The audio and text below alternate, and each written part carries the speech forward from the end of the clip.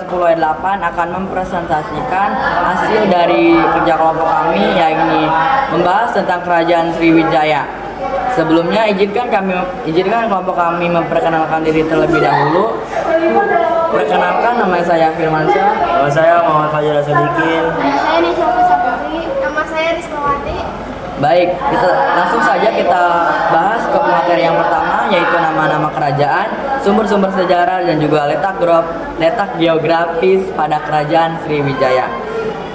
Nama kerajaan yaitu nama kerajaannya yakni Kerajaan Sriwijaya. Nama lainnya juga alternatif Sriwijaya. Sriwijaya terdiri dari dua kata. Yang pertama Sri yang berarti cahaya dan Wijaya yang berarti kemenangan. Sumber-sumber sejarah pada Kerajaan Sriwijaya. Yang pertama ada Arka. Arka ini terbagi menjadi 5 bagian. Yang pertama Wairokana, Jamblaha, Yakyamuni, Bodhisatwa, dan Parasasti. Selanjutnya ada Parasasti. Yang pertama Parasasti Ligor, Kalangtuo, Ujung Langit, Telaga Batu, dan juga Kota Kapur. Candi-candi Kerajaan Sriwijaya. Yang pertama ada Gumpung, Kedaton, Biaro Bahal, dan Waratakus. Selanjutnya berita asing pada Kerajaan Sriwijaya.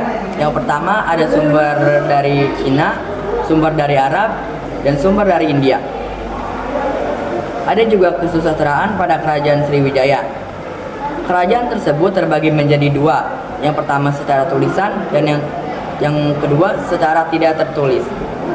Secara tulisan yaitu Parasasti Kedudukan Bukit, Kalangtuo, dan juga Kota Kapur. Namun ada juga yang tidak tertulis. Yang pertama menggunakan bahasa Melayu kuno, dan yang kedua candi-candi peninggalan. Selanjutnya letak geografis. Letak geografis pada Kerajaan Sriwijaya. Kerajaan Sriwijaya terletak di Sumatera, tepatnya di daerah Palembang, di tepian Sungai Musi. Cukup sekian dari saya. Selanjutnya teman saya akan menjelaskan tentang.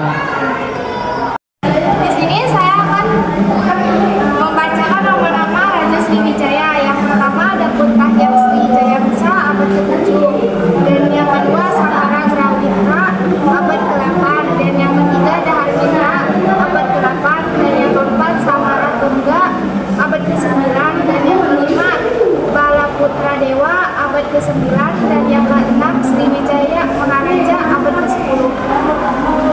Dan yang kedua, saya akan menjelaskan tentang politik pemerintahan.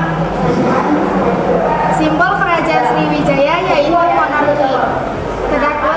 Kedatuan Sriwijaya merupakan kerajaan yang didirikan pada Parasasti Kedudukan Bukit. Kedutaan Sriwijaya merupakan sebuah negara yang memiliki sistem pemerintahan berupa monarki, dan kedutaan kerajaan monarki kedutaannya adalah sistem yang tertua di dunia. Sosial ekonomi.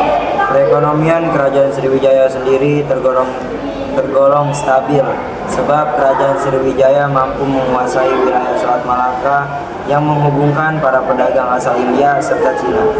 Kondisi itu juga menjadi kesempatan bagi wilayah kekuasaan Kerajaan Sriwijaya. Wilayah Selat Malaka berada pada Pulau Sumatera dan Semenanjung Malaysia. Yang kedua, sebab peruntuhan.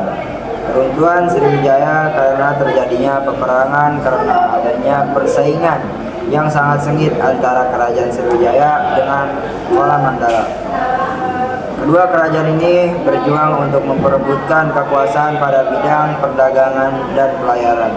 Kedua hal itu menjadi target Kerajaan Kuala Mandala untuk menyerang Sriwijaya hingga mengalami keruntuhan. Selanjutnya tahun berdiri dan hancur. Berdiri pada tahun 682 atau abad ke-7 Masehi, dan hancur pada tahun 1877 atau abad ke-13 Masehi. Peninggalan Kerajaan Sriwijaya meliputi Prasasti Kedudukan Bukit, Prasasti Ligor, Prasasti Kota Kapur, Prasasti Telaga Batu, Prasasti Kalangtuo, Candi Muara Takus, Candi Muaro Jambi, Candi Kedaton, Arca Wairocana, Arca Jambala, Arca Sakyamuni, Arca Bodhisatwa. Baik, dikarenakan sesi presentasi dulu sudah selesai, kami akan membuka sesi pertanyaan. Apakah ada yang ingin bertanya?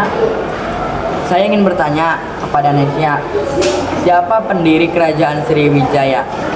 Pendiri kerajaan Sriwijaya yaitu Datuk Yang Sri Jayanasa. Dan saya ingin bertanya kepada Firman, apa yang dimaksud dengan maritim? Baik, saya akan menjelaskan. Maritim adalah sesuatu yang berkenaan dengan laut atau berhubungan dengan laut, sesuai dengan sosial, ekonomi maupun politik. Sudah mengerti? Selanjutnya saya akan bertanya kepada Fajar, apa itu Selat Malaka?